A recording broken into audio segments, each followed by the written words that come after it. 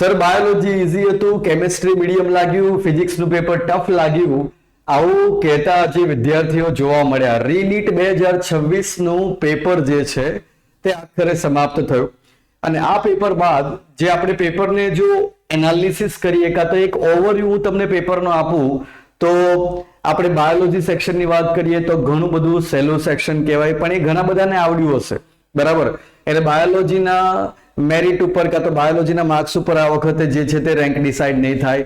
આ વખતે જે છે તે ફિઝિક્સ અને કેમિસ્ટ્રીની વાત કરીએ તો કેમિસ્ટ્રીનું પેપર આપણે મીડિયમ કહી શકીએ, ફિઝિક્સનું પેપર સારું એવું, એટલે કેમિસ્ટ્રી ફિઝિક્સે એક સારો એવો રોલ પ્લે કર્યો છે અને પેપરને ટફ બાજુ લઈ ગયા છે. વિદ્યાર્થીઓને એવું લાગ્યું, કેમિસ્ટ્રીમાં પણ મેં જોયું, કેમિસ્ટ્રીની અંદર પણ ઘણા ખરા એવા સવાલ છે જેના માટે સ્ટુડન્ટે કન્સેપ્ચ્યુઅલી ડેટા બરાબર તૈયાર કરેલો હોવો જોઈએ. હા, પેપર એનસીઈઆરટી છે એ વાત સાથે એગ્રી છું, પણ કન્સેપ્ટ્સની ક્લેરિટી બહુ સારી હોય એવા કેટલાક સવાલ જોવા મળ્યા. આમ તો મોટા ભાગના સવાલો કેમિસ્ટ્રીની અંદર જે આપણે જોયું હતું, ઇનઓર્ગેનિકમાંથી સવાલોએ રંગ રાખ્યો, બહુ જબરજસ્ત ઇનઓર્ગેનિકમાંથી સવાલ આવ્યા, બરાબર. અને ઓવરઓલ આખું પેપર જ્યારે હું જોઈ રહ્યો હતો તો મને ખબર પડી કે પેપરને એનસીઈઆરટી માંથી પણ એવી રીતે કાઢવામાં આવ્યું કે વધારે પ્રેક્ટિસ અને કોન્સેપ્ચ્યુઅલ ક્લેરિટી જે સ્ટુડન્ટની હશે એ સ્ટુડન્ટો આ વખતે બાજી મારશે કે કટ ઓફ જે છે એ આ વખતે થોડું નીચે રહેશે, કેમ કે ટાઈટ પેપર હતું.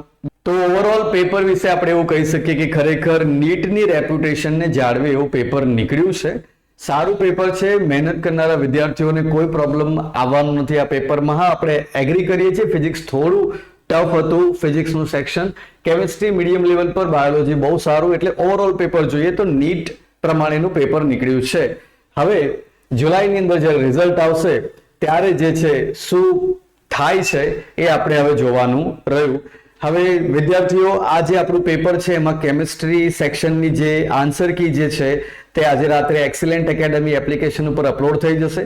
તો ડિસ્ક્રિપ્શનની અંદર તમને એક્સિલેન્ટ એકેડમી એપ ની લિંક આપેલી છે, એ લિંક પર ક્લિક કરીને તમે ત્યાં જઈને આજે આન્સર કી અને આવતીકાલે વિડીયો સોલ્યુશન જે છે એ જોઈ શકો છો. Thank you so much student.